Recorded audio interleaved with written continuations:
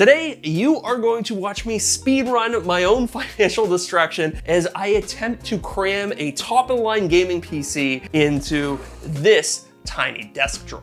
Now, longtime viewers of the channel will know that this is not my first kick of this can. I've actually done this twice before, but things are different now for a couple of different reasons. For one, the stakes are a lot higher this time because this new PC is theoretically going to consume something like 1,000 watts of power, which is way more than anything I've done in the past, and as a result, cooling it properly is going to be a lot harder. And second, this time I have the power of 3D printing on my side. Since the last time I built one of these desk PCs, I've spent a lot of time learning the ins and outs of CAD modeling and also 3D printing. And that means that now I can create some truly custom solutions for all the pain points that I have with my current setup. And trust me, there are a lot of them. Step one on this project was just disassembling my old setup, and here I was immediately faced with both a chicken and egg problem and also an unexpected cost. This project was going to take me weeks or maybe even months to do, and I still needed something to edit my videos on and do all of my 3D modeling. So I figured, okay, I'll transplant my old setup onto a temporary test bench. But test benches are surprisingly expensive. So instead, I decided to make my own. I call this the Zack Rack, and it's a fully 3D printable test bench for ATX systems. And the best part is, it only cost me a few dollars to print. So if you want to print your own at home, you can scan the QR code on screen right now, or check out the link down in the video description. With the help of a bit of movie magic, I converted all of my parts back to being air-cooled, installed them on the Zack Rack, and my new temporary setup was ready for action. And now we can get started on the upgrades. And one of the first things I want to address is the sled. In the woodworking world, exposed plywood edges like this are a big no-no. To me, they've always just made this project look a little bit unfinished, but there's also a bit of a safety issue here as well. Modern PCs are actually quite heavy, and if you look closely, all of the weight inside of this drawer was just resting on 6 small brass standoffs. So the first thing I want to do is print a tray that's going to fill in that entire area and give us a proper mounting interface for our new motherboard. Unfortunately, no matter how big your 3D printer is, you're always going to want to print something that's just a bit too big, and this project was no exception. Thankfully, I was able to split the tray up into multiple pieces, and we can use the sled itself to join them back together later. So while we wait for those two halves to print, let's get the upgrades rolling, and I'll show you how you can fix a big problem with modern CPUs. This is my new motherboard, and this time I'm going Team Red. Intel's really stagnated over the last few years, and this new 9950X3D promises to be both a productivity and a gaming powerhouse. We'll benchmark it later once everything is done, but first we have to mod this mount. See, modern CPUs get really hot, and these factory mounts can actually bend your CPU ever so slightly and make it harder to cool. So to fix that, we're going to install an aluminum contact frame. This more rigid mounting solution makes the CPU lay flatter, and thus it makes better contact with your cooler. This improves temperatures, which in turn gives you better performance. Later, I'll show you another trick for keeping your CPU nice and cool, but for now, I took a quick 3D scan of the motherboard to assist in design, and just as I was wrapping that up, our new motherboard tray finished printing. Now looking at these, you might be thinking that I made a pretty rookie mistake, but these trays also double as a template to improve the design of my sled. By removing this section directly behind where the CPU is going to go, we can increase airflow to the backside of the chip, and that should help it run even cooler. And then this second hole sits right behind where the I/O plate is going to be and will give me much better access to all of my ports, which to be honest was a real problem on my old setup, so I've got a few other tweaks planned around here as well. And then, while I still had the multi-tool out, I removed this section of the front grille to help improve airflow. Again, we're gonna build on this later because this PC is gonna need all the airflow it can get. These little frames cleaned up the rough edges left by my cuts, and then I screwed the motherboard in place with 9 much stronger mounting points. All right, so now that we've got the motherboard and the CPU installed and looking all pretty, I want to introduce you guys to by far the most expensive part of this whole project. This is my new RTX 5090, and it represents just about everything wrong with modern GPUs. This thing is way too expensive. It's absolutely massive, even compared to my already massive 4080. Plus, full out, it'll dump nearly 600 watts of heat into your PC's case, which might just be enough to cook some nearby components. And yet, Even with all of those shortcomings, I am still incredibly excited to have this thing in my hands. So now I want to fix 2 of those problems by making one of them a little bit worse. This is my new GPU water block, and for a couple $100 extra, it's gonna make the card way smaller and also move all of its heat somewhere else. And while all that might sound attractive, its installation is not for the faint of heart. Normally, installing a water block isn't that big of a deal, but when you're working on a card that costs as much as a good used car, it definitely adds to the tension. Wiggling this gargantuan heatsink loose was super nerve-wracking because it comes into direct contact with the GPU's die, and if you hurt that, then you kill the card. Thankfully, it came off without an issue, and then I was able to remove the old thermal interfaces. But we still aren't out of the woods just yet. Installing this nickel-plated copper slab is a matter of laying out some new thermal pads and then slathering on some new high-performance thermal paste. Some people will probably say that this is too much, but there's really no such thing when it comes to direct die cooling. Finally, to sandwich everything together, you tighten down the back plate from the opposite side. But don't even think about tightening your screws down one at a time. To avoid cracking your die, you want to tighten each one just a little bit at a time to evenly spread out that mounting pressure. All right, so it took about an hour, but we went from this to this, and the difference in size is nothing short of astounding. But if we take the GPU and try to install it in our system, there's a very obvious problem. That's way too much weight to just be supported by the PCIe slot. So I need to design some sort of mount. But before I could get started on that, I actually noticed yet another problem. This new water block is a little bit wider than the old one, so it sticks up just a little bit above these rails here, which means that it might not fit back inside the drawer. This could potentially be a very expensive problem for me, but I'm just gonna bury my head in the sand and hope that I can come up with a creative solution for this later. For now, I think I'll distract myself by designing that GPU mount. Just like before, I 3D scanned the GPU to make my life easier, and with that imported into my 3D modeling software, I was able to create this mount that's gonna keep the GPU from ripping itself right out of that PCIe slot. But as you can probably tell from looking at it, it's got some other functionality to it as well. So while we wait for that to print, I want to fix a whole bunch of issues with my radiator. The massive car-sized cooler hidden on the backside of my desk is in really bad shape, and that's a problem because it's responsible for cooling my entire system. You might have noticed this earlier, but as I'm draining it, you can see that the coolant had literally started to take on a life of its own.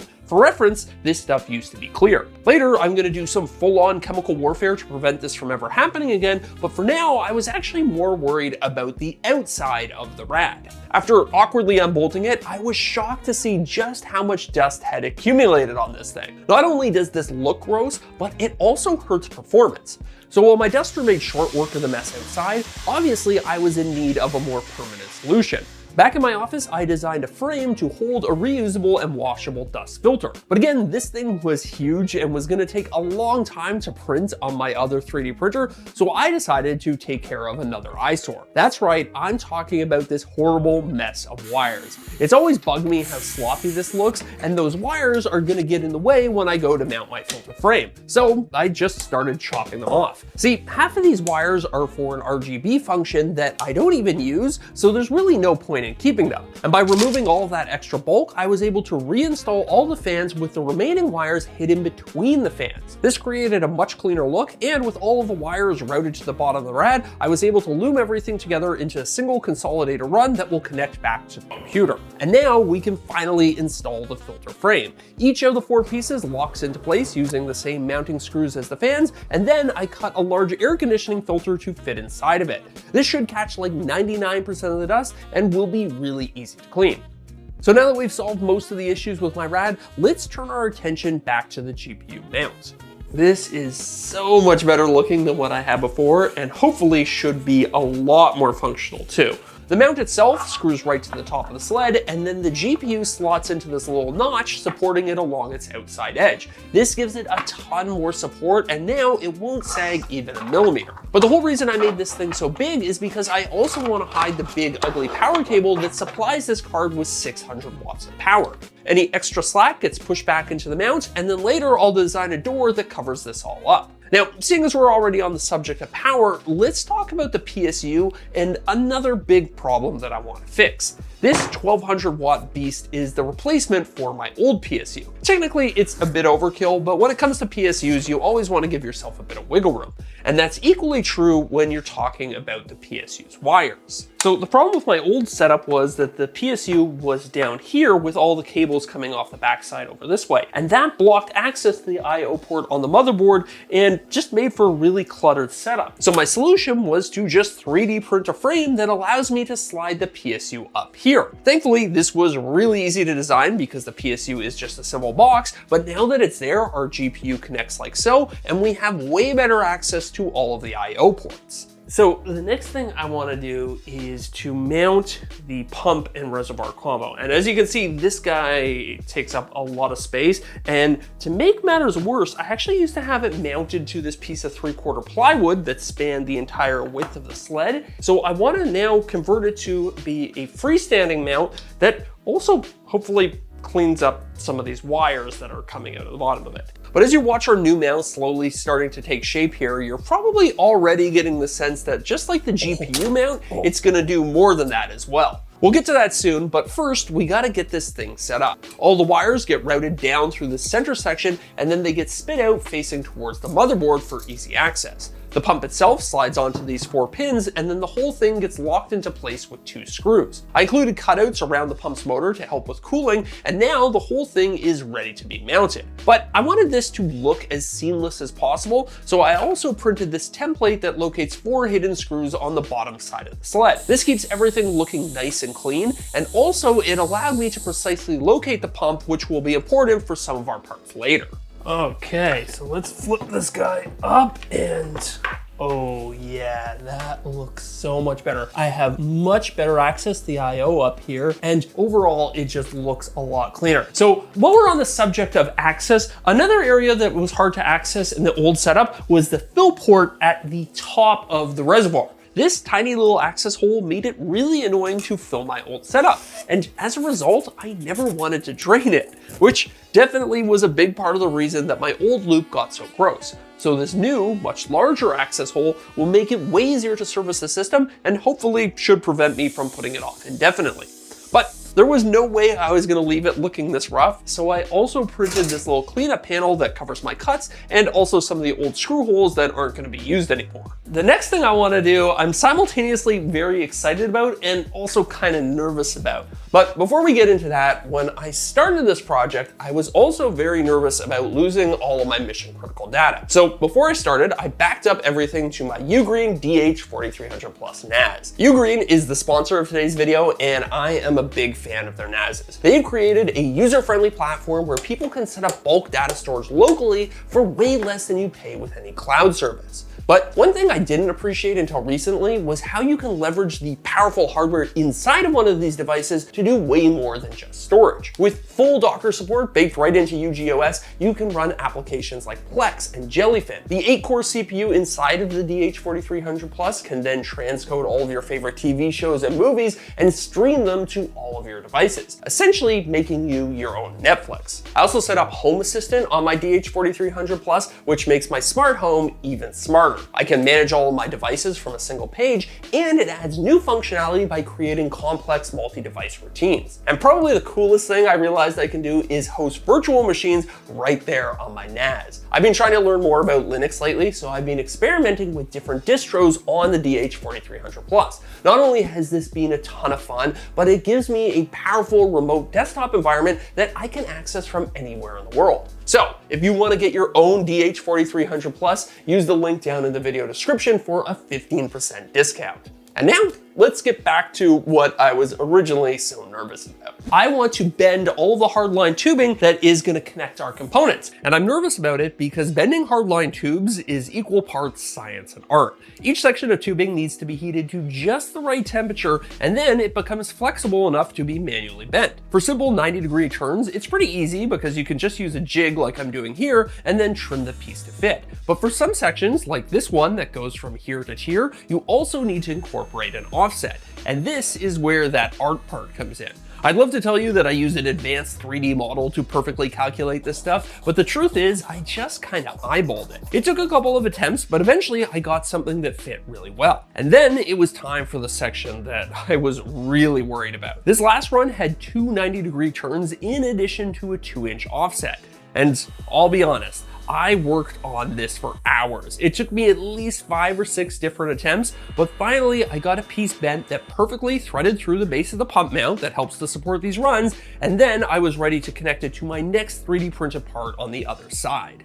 I call this the junction hub, and it's where we're going to transition from hardline to softline tubing. See, there's no way we could connect hardline all the way back to the rad, so transitioning to softline tubing gives us the flexibility that we need in order to slide the sled in and out of the desk.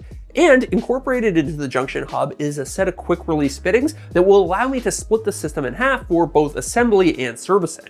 At this point, I was tempted to connect the rad and start filling the loop with water, but that would have been a big mistake, because if you remember, the inside of our rad is still filthy. So let's talk about that chemical warfare. This is Rad Clean, and basically it's an acid that you can use to flush out your rad. Not only will this help to kill off any algae and bacteria, but it will also strip away oils, flux, and anything else that might be left over from the manufacturing process. After letting it sit for an hour, I drained it out, flushed the rad a couple of times, and then got ready for the next phase, the surfactant. Or more simply, a soapy cleaning agent. The idea with this treatment is that it removes any gunk and dye left over from previous coolants. And the nice thing about this step is that you run it through your entire loop, so it also doubles as a leak test, which thankfully I passed. But the bad news is it needs to circulate for at least 24 hours, so while we wait for that, let me pick up a thread from earlier in the video.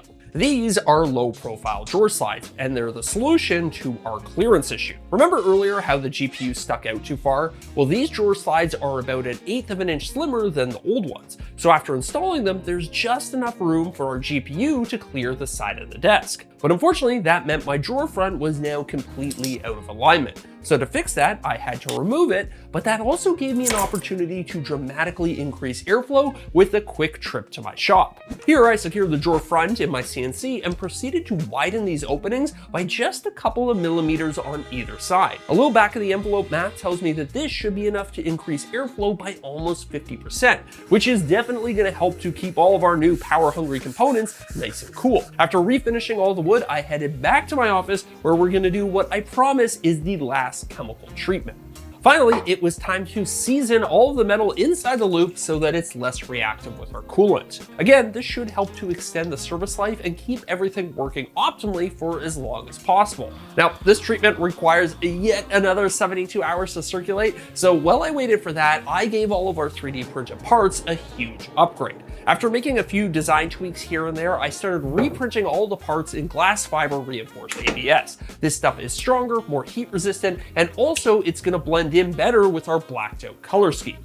And even after doing all of that, I still had time to kill, so I started tackling some carpentry projects. The first thing I did was just remove a bit more out of the backside of my desk. This will give our softline tubes more room to move around and should help to reduce binding whenever I open and close the drawer. Next, using a hand jack, I awkwardly solo installed the rad back in its old home, and then it was time to install the sled onto the drawer slides for the very first time. And this can be a complete pain in the ass, but one way I found to make it really easy is to just use plastic hards to set the drawer box where you want. Then you slowly pull the drawer out to reveal each set of mounting holes. After screwing it in, remove the cards and look at how smoothly that drawer operates. But I still needed to install our freshly modified front panel. And again, this can be really hard to get right if you don't know this old cabinet maker's trick. All you have to do is lay out some strips of double-sided tape and then use a bunch of business cards to set the gap of your front panel. Once your gaps are all lined up, the double-sided tape gives you just enough temporary hold that you can slide the drawer out and then permanently fix the panel in place. Somewhere in there, I found the time to drain the seasoning treatment, and I was then ready for the hardest design challenge of this entire project. Looking at the computer right now, it looks perfect. It's clean, simple, and organized. But that is because we haven't added this, and this, and these, and also this. And now it looks like a horrible mess, which isn't just visually unappealing. All these cables hinder airflow, and they also make it a pain in the ass to service anything in here. So So my solution was to invest nearly a week into creating cable management's final boss. I made a series of modular channels that hide like 99% of that visual mess. And it doesn't stop there, because I also made this shroud that covers the front fans. Not only does this make it look a lot cleaner, but it also funnels airflow towards the RAM, VRMs, and NVMe drives where it's needed the most. At the back of the sled, I added a fan hub that powers all the fans on the rad, and after installing the pump, I pulled any extra slack back into this area and covered it all with a large single panel. Now earlier, I promised you guys one last trick for keeping the CPU cool, so here, rather than using normal thermal paste, I opted for a sheet of PTM 7950. This stuff performs neck and neck with the best liquid metals, so it should keep the CPU nice and cool, but it doesn't carry the same risk of leaking out and shorting nearby components. Then, after installing my NVMe drives, I turned my attention to my 10 gig network interface. Just like with my GPU, this guy needed a custom bracket to keep it from flopping around, but thankfully, this one was a lot smaller and a lot simpler to create. Once all that stuff was done, I could finally install the GPU mount, the GPU itself, and also that door that I promised you guys earlier. Then, to cap it off, I seeded 128 gigs of RAM, plugged in all the RGB connectors, covered them with a final section of channel, reinstalled all the hardline tubing, and then finally took a second to appreciate just how good it all looked fully assembled. Oh, I can't wait to get this plugged in. Now at this point, you can be forgiven for thinking that I was done with this build, but I've still got a few tricks left up my sleeve. That's not to say this wasn't a pivotal moment though, because after filling the loop with distilled water, I was able to turn on the computer for the very first time. And after fiddling around with the BIOS and waiting through the obligatory loading screens, I was officially up and running. But there were still some kinks to be worked out. All right guys, well, classic good news, bad news scenario. Good news is we are booted into Windows, but bad news, if you follow me around back here, when I plug in the fans, they sound like that, which is not good. So I think we're gonna have to fix that before we go any further in this install. Thankfully, the problem was fairly easy to diagnose. My filter frame was ever so slightly rubbing on a couple of the fan hubs. So after removing it, I sat down and actually got to use my new computer for the first time to modify its design, which didn't take long. It was a pretty simple fix, but reprinting it was gonna take another couple of days. And you know that old expression about idle hands being the devil's playground? Well, yeah, about that. For a little bit, I busied myself by draining the loop and then installing this high-performance coolant from Corsair. This stuff is better at conducting heat than just plain old water, plus it's packed with antifungal agents, corrosion inhibitors, and probably a few other additives too. Another benefit of it is that it just adds a little bit of visual flair to this whole setup. And that last point, that actually sent me into a bit of a spiral. You see, I spent so much time working to simplify things that the end result was starting to look kind of plain and boring to me. One thing in particular that I missed was all the wood grain that used to poke through on my old setup. So I was thinking about that when I remembered that I have both free will and a laser cutter. Once the filter frame had finished printing, I immediately set to work on using my laser to cut a series of walnut accent panels for the inside of the case. And I absolutely love laser cutting. It's like having a CNC with the smallest possible tool head. It's so fast and so gentle that I was able to create some truly tiny pieces. Plus, on larger pieces, I was able to do things like engrave my logo by literally vaporizing a thin layer of wood. With the cutting done, I sealed the wood so that it would match the rest of the sled and then carefully glued each piece in place. This definitely added a lot of time to the whole project, but to me, it completely transformed the inside of the case and made it look a lot more special.